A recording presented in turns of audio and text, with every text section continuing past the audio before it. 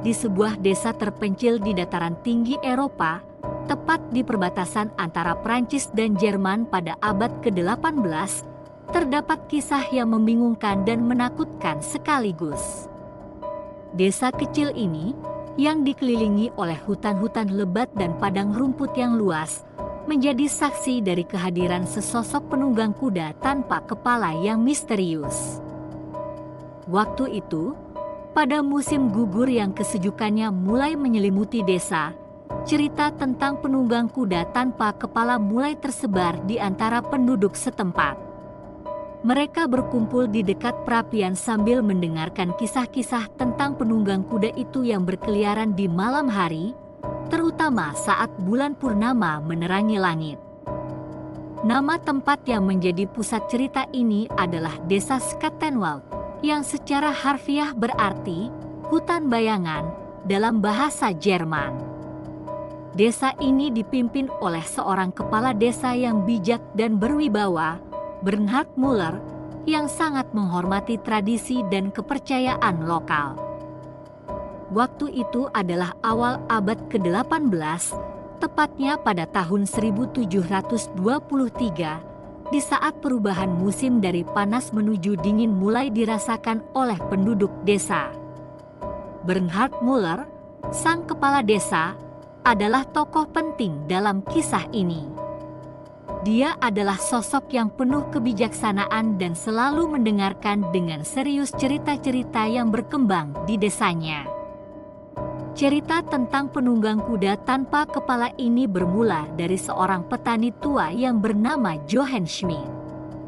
Johann adalah orang pertama yang melihat penampakan itu, atau begitulah katanya. Dia bercerita kepada tetangganya, Elsa Wagner, bahwa suatu malam saat ia pulang ke rumah melalui padang rumput, ia mendengar suara kuda yang mengejar-ngejar, tetapi ketika dia menoleh, yang terlihat hanya tubuh besar dan gelap yang menggantang di atas kuda tanpa kepala. Cerita-cerita semacam itu membuat para penduduk desa menjadi waspada dan mulai mempercayainya. Mereka menganggap penunggang kuda tanpa kepala sebagai pertanda buruk atau roh jahat yang berkeliaran di sekitar desa. Namun, tidak ada yang bisa memberikan keterangan yang pasti tentang siapa atau apa sebenarnya penunggang kuda tanpa kepala itu. Bernhard Müller, yang memimpin desa dengan tegas namun penuh empati, memutuskan untuk menyelidiki kebenaran di balik cerita ini. Dia merasa bahwa ketakutan dan kecemasan yang berkembang di antara penduduk desa harus diatasi dengan kebijaksanaan dan pengetahuan yang benar. Pada suatu malam yang cerah namun sepi, Bernhard Müller dan beberapa pemuda desa yang berani memutuskan untuk mencari tahu sendiri tentang penunggang kuda tanpa kepala. Mereka mengenakan pakaian yang kuat dan membawa obor serta senjata untuk perlindungan. Mereka menjelajahi padang rumput dan hutan-hutan di sekitar desa, berusaha mencari petunjuk atau tanda-tanda keberadaan penunggang misterius itu. Namun, semakin mereka mencari, semakin hampa hasilnya. Tidak ada jejak atau tanda-tanda yang dapat mereka temukan. Saat matahari mulai terbenam dan langit berubah warna, mereka memutuskan untuk kembali ke desa. Namun, di tengah perjalanan pulang, sesuatu yang menakutkan terjadi. Mereka mendengar suara desisan kaki kuda di belakang mereka, tetapi ketika mereka menoleh, tidak ada yang terlihat.